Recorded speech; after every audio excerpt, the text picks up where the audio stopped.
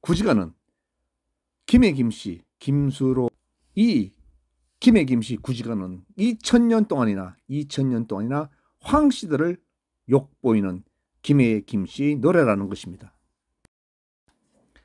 구지가는 김수로의 흉노족들이 골포국 황씨와의 전투에서 황씨를 자극하여 만든 군가입니다. 전투를 할 때는 상대방을 자극한 노래를 만들어 부르죠. 그렇게 만든 가사가 구지가인데, 김수로가 전쟁에서 이 가사의 군가를 불러서 황씨와의 전투를 이겼다고 이를 기념하면서 김수로를 찬양하는 뜻에서 왜곡시켜서 말도 안 되는 탄생설화를 만들면서 2000년간 황씨들을 조롱하고 있습니다. 거부가 머리를 내놓아라. 그렇지 않으면 구워서 먹으리. 이게 구지가입니다. 김해의 구산동에는 구지봉이 있습니다. 이 구지봉에서 전투가 벌어졌는데, 구지봉에는 골포구의 황씨들이 포진해 있고 김수로의 흉노족들은 구지봉 아래에 진을 치고 있었습니다. 지형상으로 낮은 곳에 있어서 불리한 흉노족들은 산 위에서 화살을 쏘아대는 골포국을 이기기 어렵습니다. 많은 사람이 죽자 김수로는 화공을 생각해냈습니다. 황씨들아 산에서 내려오지 않으면 불을 질러서 버리겠다. 불을 질러서 태워버리겠다. 불을 질러서 니들 황씨들을 구워 먹겠다, 이런 얘기죠. 사람을 구워 먹을 수는 없죠. 황씨의 토템은 거북이니까 거부가 산에서 내려오지 않으면 불 질러서 구워 먹겠다, 이렇게 욕을 하고 있는 것입니다. 이렇게 군가 노래를 불러가면서 황씨들을 자극했습니다. 한자의 누를 황자는 거북이 형상에서 갑골문부터 변형된 글자이고, 거북이는 황씨 토템인 것입니다. 김수로의 흉노족들은 구지봉에 불을 질렀습니다. 구지봉에 있던 골포구의 황씨들은 이 전투에서 패배했습니다. 그 결과 김수로는 김해 지역을 차지하고 금관가야를 건국했습니다. 그때가 서기 42년의 일입니다. 김수로가 전투에서 승리하고 김해 지역을 빼앗아 나라를 세웠습니다. 흉노족들은 김수로가 전투에서 이긴 것을 기념하자 김수로를 신성시하는 탄생설화를 만들면서 더불어서 당시 전투에서 황씨들의 약을 올리면서 불렀던 구지가를 마치 김수로 신을 영접하는 노래인 양 부르게 했습니다. 금관가야를 만들게 해준 공이 있는 가사, 그러니까 김해 지역을 차지하고 금관가야를 만든 공이 있는 노래죠. 이것은 군가입니다. 이 흉노족들은 이방인으로서 먹고 살게 해준 골포구의 황씨들에게 은혜를 원수로 갚은 족속들입니다. 역사를 한번 살펴보겠습니다. 중국의 한나라 시대에 왕망이라는 자가 있었는데, 이 자는 어린 황제를 폐위시키고 황제에 올랐습니다. 이때가 서기 8년의 일입니다. 국호는 신국이었습니다. 그러나 왕망의 신국은 15년만 존속을 하고 한고조 유방의 후손인 유수에 의하여 죽임을 당하고 신국은 멸망을 합니다.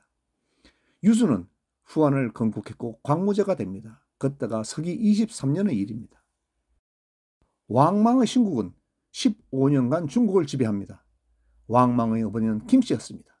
이 김씨는 한무제 때 곽거병 장군에게 붙잡혀온 흉노족 휴도왕의 두 아들이 있었는데, 그 아들 중 한 명은 김일제이고 김일제의 동생은 김윤입니다. 김일제와 김윤이라는 이름은 한무제가 정적으로부터 자신을 지켜주고 살려준 공으로 하사한 이름입니다. 이 김윤의 4대 손이 김탕입니다. 김탕은 왕망이 신나라를 건국하자 왕망의 외척으로서 사천성 청두의 태소가 되어 권세를 누리고 있었습니다. 그런데 광무제에게 왕망이 척살되고 왕망에게 협조한 자들은 모두 척살하라는 광무제의 지시에 의해 김탕은 목숨이 위태로웠습니다. 곽거병 장군이 흉노족을 정벌할 때 흉노족 3만 명을 산동지방으로 이주시켰습니다. 그래서 산동지방에는 100여 년간 흉노족들이 살아왔습니다. 김탕은 사천성에서 도망을 쳐서 산동 지역으로 숨어들었고 산동에 살던 흉노족들과 배를 타고 한반도로 들어왔습니다. 그것이 서기 23년의 일입니다. 한반도에는 이미 그 지역을 차지하고 있던 세력들이 많았습니다. 많은 사람이 살았죠. 처음에는 산동에서 이렇게 영산강을 통해서 나주를 들어왔다고 하는데, 그런데 거기서 살지 못하고 김해까지 흘러내려왔습니다. 당시는 인구가 작았을 때에서 농토는 많은데 일손이 부족한 때였습니다. 김해는 골포국의 영역이었습니다. 황산강 주변은 비옥한 농경지가 많았습니다. 즉 황산강은 현재의 낙동강이죠. 골포국의 황씨들은 이방인인 흉노족들을 정착하여 살게 해주었습니다. 이 흉노족들은 살아남기 위해서 골포국의 황씨들에게 사정사정을 하면서 노예처럼 살았습니다. 그렇게 노예처럼 살다가 10년 정도 사니까 자리를 잡게 되었고, 또 더 많은 흉노족들을 중국에서 불러들였습니다. 20년 정도 사니까 살림살이도 넉넉해졌고 세력도 불어났습니다. 김탕은 중국 청두, 사천성 청두의 태수였습니다. 이 김탕이 타인 아래에 있을 존재는 아니었습니다. 비옥한 김해 지역과 그리고 낙동강의 육로, 황산강의 육로죠. 그리고 바다로 연결된 해상은 아주 살기 좋은 최적의 땅입니다. 김탕은 이 지역을 차지하겠다는 생각으로 골포국의 황씨들에게 도전을 합니다. 그것이 구지봉 전투입니다. 구지가를 통해서 구지가 내용은 전투가 있음을 알게 해줍니다. 구지봉 위에 있던 황씨들은 구지봉 아래에서 불을 질러 화공을 하는 흉노족들에게 패하고 말았습니다. 김탕은 흉노족의 우두머리로서 영웅이 됩니다. 금관가야를 건국한 것입니다. 그것이 서기 42년의 일입니다. 나라가 생긴 흉노족들은 기뻐서 날뛰었습니다. 그리고 금관가야의 왕이 된 김탕의 탄생설을 만들어서 하늘에서 내려온 황금알 중에서 가장 먼저 깨어난 알이라고 하면서 김탕의 이름을 김수로라고 이름을 바꿨습니다. 이 민족이 다른 지역에서 들어와서 사정사정해서 노예로 살아도 좋으니까 살기만 해달라고 하여 살게 해줬더니 골포국 황씨들이 은혜를 원소로 갚고 남의 땅을 빼앗은 흉노족들입니다. 황씨는 동이족입니다. 동이족. 고조선의 주축 세력이죠. 그런데 김수로의 족속들은 흉노족입니다. 흉노족입니다. 황씨는 동이족이고 김수로의 김해 김씨들은 흉노족이라는 것입니다. 골포국은 김해 지역을 빼앗겼지만 망한 것은 아닙니다. 마산, 창원 지역이 본거지였습니다. 금관가야의 흉노족들에게 복수를 하는 시기가 도래했습니다. 서기 209년에 골포국을 중심으로 8개의 나라가 합쳐서 포상팔국이라고 하는데, 이 포상팔국이 아라가야, 즉 하만을 공격합니다. 8개의 나라가 공격을 하니까 아라가야는 전투에서 패할 수밖에 없었습니다. 3년 뒤 서기 212년에 포상팔국은 울산 지역을 공격하게 되는데 필수 조건으로 김해를 지나가야 하는 것입니다.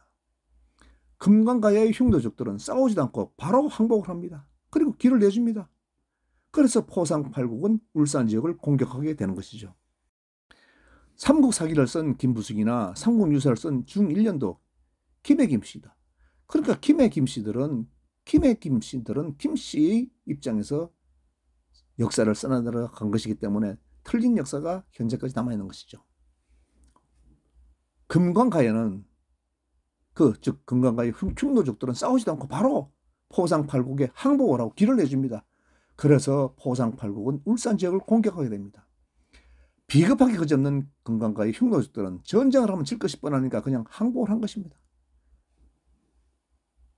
금관가야가 생기게 된 서기 42년, 그 168년 만에 골포국은 금관가야의 흉노족들의 원한을 갚을 수가 있었습니다. 그런데 싹 죽일 수도 없었죠. 왜? 살려달라고 싹싹 비는데 어찌 죽이겠습니까? 그래서 그냥 살려주었습니다. 그러니까 서기 212년 이후에 금관가야나 골포국은 그냥 함께 살아갔습니다. 그리고 금강가야는 532년에 신라에 복속되어 금강가야는 망해서 물을 닫았습니다. 골포국도 서기 540년경에 신라에게 패하여 나라가 망했습니다. 그러니까 신라에 다 복속돼서 흔적이 없어졌죠. 그래서 212년 이후 골포국과 금강가야는 같이 살아왔다. 그러다가 같이 신라에 망했다. 이것이 역사입니다. 금강가야는 서기 42년에 세워졌지만 골포국은 기원전, 아주 기원전 오래전에 만들어진 나라입니다. 금강가야는 서기 42년에 세워졌지만 골포국은 그 훨씬 이전에 기원전에 세워진 아주 오래전에 세워진 나라입니다. 그 근거는 창원의 다오리 유적에서 발견된 유물들, 그리고 현재까지 남아있는 창원 지역의 거북구자가 들어간 많은 지명들에서 그 역사를 알 수 있는 것입니다.